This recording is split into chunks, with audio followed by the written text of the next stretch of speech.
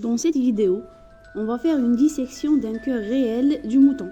Après, on va schématiser ce qu'on a vu pour bien fixer les informations. Alors, on peut clairement voir que le cœur est un organe musculaire. C'est un organe creux qui nous offre à décrire 4 cavités, couplées 2 par 2, formant un cœur droit, constitué d'une oreillette droite et un ventricule droit, et un cœur gauche, constitué d'une oreillette gauche et un ventricule gauche. Ces 4 parties du cœur sont séparées par 3 sillons. 2 sillons verticaux, le sillon interventriculaire qui sépare les 2 ventricules, et un sillon interatrial qu'on ne peut pas le voir sur cette face, il sépare les 2 atriums. Le 3e sillon, qui est le sillon transversal, c'est le sillon atrioventriculaire. Comme son nom l'indique, il sépare les atriums des ventricules. On peut voir aussi sur cette face l'artère pulmonaire qui transporte le sang du ventricule du cœur droit aux 2 poumons. Comme on peut clairement voir l'aorte, qui est la plus grosse artère du corps. Elle transporte le sang du ventricule gauche vers tous les territoires du corps. Cette artère-là, qui est née de la crosse aortique, présente le tronc artériel brachiocéphalique. Elle va se diviser et vasculariser le visage, l'encéphale et le membre supérieur droit. Si on tourne le cœur, on voit que les sillons se continuent en arrière, séparant les 4 cavités. Les 2 ventricules et les 2 atriums qui présentent en avant des prolongements diverticulaires nommés auricules. On peut voir quelques orifices des vaisseaux sur cette face. Ça, c'est les veines pulmonaires gauches qui amènent le sang oxygéné des poumons vers l'atrium gauche. Et ça, c'est la veine cave inférieure. Là, on voit l'artère pulmonaire droite et l'artère pulmonaire gauche. Ces 2 artères naissent de l'artère pulmonaire et ils vont transporter le sang désoxygéné du ventricule droit vers les poumons. Et là, on voit les veines pulmonaires droites. On remarque que le mouton n'a pas les mêmes nombres de faces et du bord du cœur que l'être humain. Ça s'explique par la différence du squelette des 2 espèces.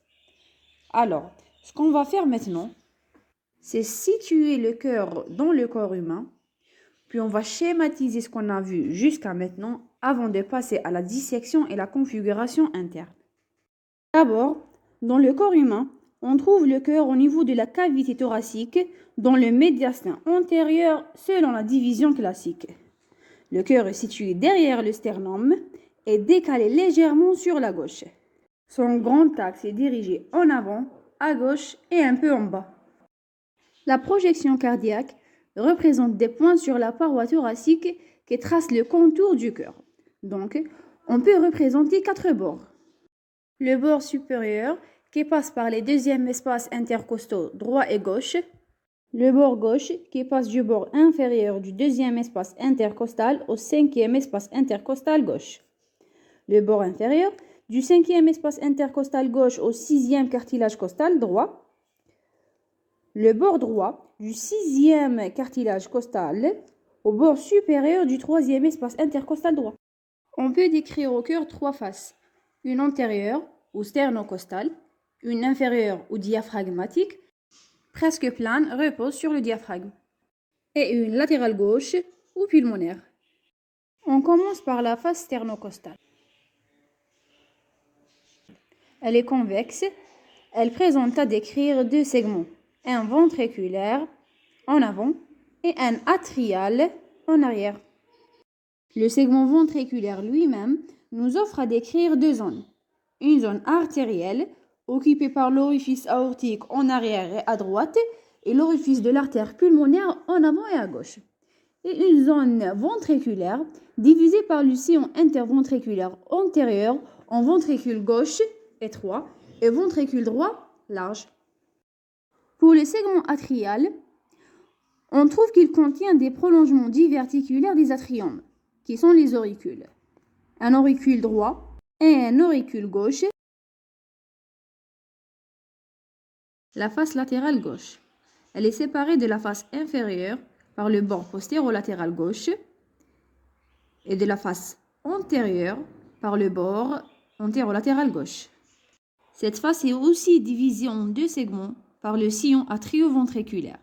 Donc, elle offre à décrire un segment ventriculaire occupé par le ventricule gauche et un segment atrial occupé par l'auricule gauche qui s'enroule sur la face latérale gauche du tronc pulmonaire.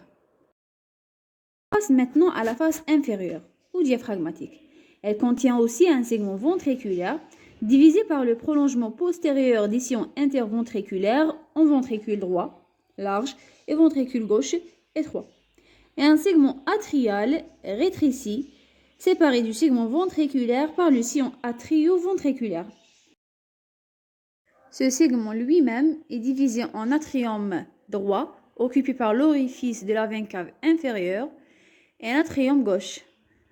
Le cœur présente aussi à décrire une base et un sommet. La base est uniquement atriale. Elle est divisée par le sillon interatrial en atrium gauche. Ce dernier contient les orifices des veines pulmonaires, deux à droite et deux à gauche, et l'atrium droit, qui contient l'orifice de la veine cave supérieure. Normalement, l'atrium reçoit le sang qui vient du corps des deux veines caves, inférieures et supérieures. Puis, le sang reçu passe vers le ventricule droit et du ventricule droit vers les poumons par l'artère pulmonaire. Alors, si on introduit une sonde qui passe par l'artère pulmonaire gauche, il se termine au sommet du cœur. Puis on coupe à l'aide d'un ciseau.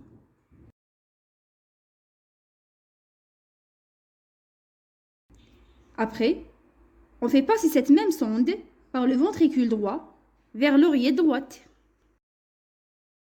Comme ça, on obtiendra une vue des cavités du cœur droit. On remarque que la paroi du ventricule contient des cellules musculaires et des tendons, comme on trouve qu'il contient deux orifices, un orifice artériel qui communique le ventricule avec l'artère pulmonaire et un atrioventriculaire qui communique l'atrium avec le ventricule. C'est la valve tricuspide.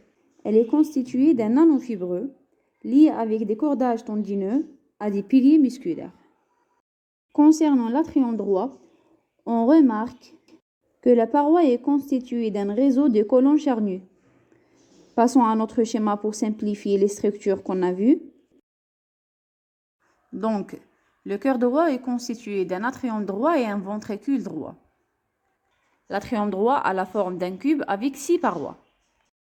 La paroi inférieure occupée par deux orifices, l'orifice de la veine cave inférieure et l'orifice du sinus coronaire. La face supérieure est occupée par l'orifice de la veine cave supérieure. Au niveau de la face antérieure s'ouvre l'auricule droit et on trouve aussi l'orifice atrioventriculaire. La paroi médiale forme le septum interatrial et elle contient une dépression centrale nommée fosse ovale. La paroi postérieure contient une cellule verticale, c'est la crête terminale. Enfin, la face latérale, elle contient un réseau de colonnes charnues. Le sang oxygéné va passer aux atriums gauche par les veines pulmonaires droite et gauche, puis de l'atrium gauche au ventricule gauche et du ventricule gauche vers l'aorte. Pour avoir une vue sur la configuration interne du cœur gauche, on fait passer une sonde par l'aorte vers le ventricule gauche. Déjà, on remarque que la paroi du cœur gauche est très épaisse par rapport à la paroi du cœur droit. Et l'orifice qui communique le ventricule gauche et l'aorte est valvulaire. C'est la valve aortique. On continue et on fait passer la sonde du ventricule gauche vers l'oreillette gauche et on coupe. On voit bien que l'orifice atrioventriculaire est valvulaire. C'est la valve mitrale. On va revenir aux structures valvulaires après qu'on schématise les structures du cœur gauche. L'atrium du cœur gauche a une forme cubique aussi. Les parois supérieures et inférieures sont étroites. La paroi postérieure est lisse et elle présente les 4 orifices des veines pulmonaires. La paroi antérieure est occupée par la valve atrioventriculaire, la valve mitrale, et la paroi médiale présente le septum atrioventriculaire. On passe maintenant à la structure des ventricules. Ils ont une forme pyramidale triangulaire, séparée par un septum interventriculaire. Revêtu à l'intérieur du côlon charnu, on désigne 3 ordres.